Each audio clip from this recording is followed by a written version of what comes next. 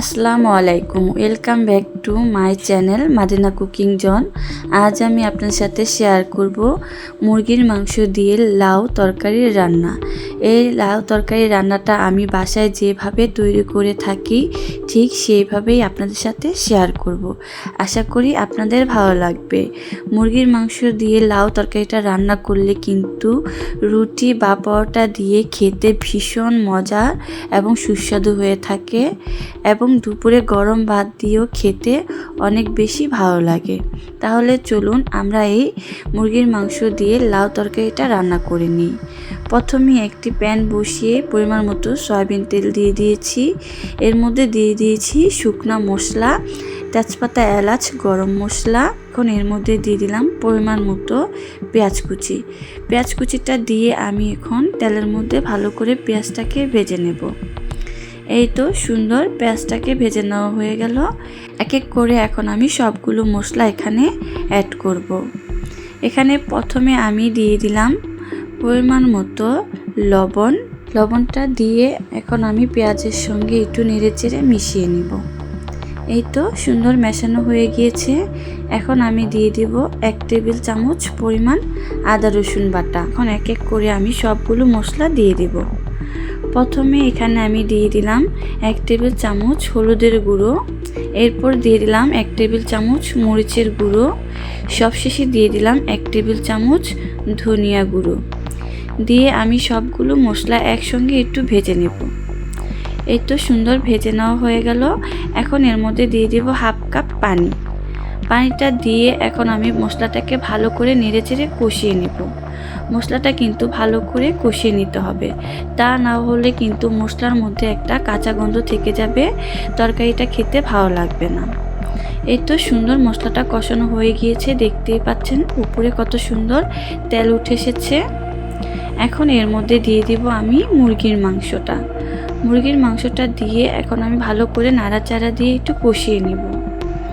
এই তো সুন্দর ভালো করে কষানো হয়ে গিয়েছে। এখন এর মধ্যে দিয়ে দিব আমি লাউটা আমি কেটে ভালো করে ধুয়ে পরিষ্কার করে নিয়েছি। এখন লাউটা দিয়ে আমি একটু ভালো করে নাড়াচাড়া দিয়ে মশলার সঙ্গে মিশিয়ে নিব। এই পর্যায়ে কিন্তু চুলার আঁচটা মিডিয়াম লোতে রেখে মশলার সঙ্গে লাউটাকে ভালো করে মিশিয়ে নিতে হবে, তা না হলে কিন্তু নিচে দিয়ে লেগে যেতে পারে। এই তো সুন্দর মেশানো হয়ে গেল। এখন আমি একটা ঢাকনা দিয়ে ঢেকে প্রায় 10-15 মিনিটের মতো রান্না করে নেব। এই তো 15 মিনিট পর আমি ঢাকনাটা উঠিয়ে নিলাম। এই তো দেখতে পাচ্ছেন লাউটা কিন্তু সুন্দর একটু উনে গিয়েছে। দেখতেই পাচ্ছেন যতটুকু লাউ দিয়েছি উনে কিন্তু একটু কমে গিয়েছে। এখন আমি একটু ভালো করে নাড়াচাড়া দিয়ে মিশিয়ে নিব। এই তো সুন্দর মেশানো হয়ে গেল। এখন আমি আবারও ঢাকনা দিয়ে আরও 10 মিনিটের মতো রান্না করে নেব। এই তো 10 মিনিট পর আমি আবারও চলে আসলাম। এখন ঢাকনাটা উঠিয়ে দিলাম। দেখতেই পাচ্ছেন কত সুন্দর লাউটা কিন্তু সিদ্ধ হয়ে গিয়েছে। এখন আমি লাউটাকে ভালো করে নাড়াচাড়া দিয়ে দিলাম। এখন এই লাউর মধ্যে আমি দিয়ে দিব 4-5টা আস্ত কাঁচামরিচ। কাঁচামরিচটা দিলে কিন্তু একটা সুন্দর ফ্লেভার আসে, খেতে ভালো লাগে। এখন আমি একটু ভালো করে নাড়াচাড়া দিয়ে মিশিয়ে নিলাম। এরপর যা আমি ঢাকনা দিয়ে ঢেকে আরও 4-5 মিনিটের মতো রান্না করে নেব।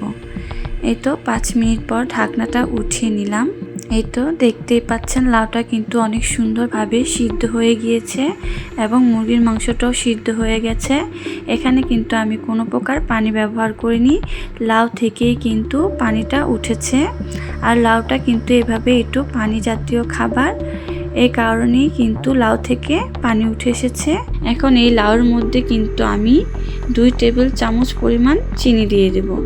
চিনিটা অপশনাল, এটা আপনারা চাইলে দিতেও পারেন এবং নাও দিতে পারেন, কিন্তু ঠান্ডা এবং মিষ্টি খাবারের মধ্যে কিন্তু একটু চিনিটা দিলে খেতে ভালো লাগে এবং অন্যরকম একটা টেস্টি স্বাদ আসে।